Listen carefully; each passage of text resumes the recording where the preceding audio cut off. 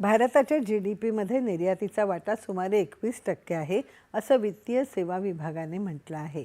निर्यात हा भारताच्या अर्थव्यवस्थेचा एक महत्त्वाचा आधारस्तंभ असून यामुळे परकीय चलनाचा ओघ मोठ्या प्रमाणात येतो.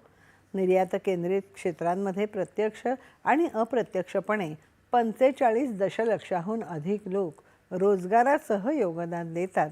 तसंच देशाच्या निर्यातीत MSMEचा सुमारे 45% वाटा असून यामुळे आर्थिक स्थैर्य आणि विकासाला मोठा पाठिंबा मिळतो आहे, असं वित्तीय सेवा विभागाने म्हटलं आहे.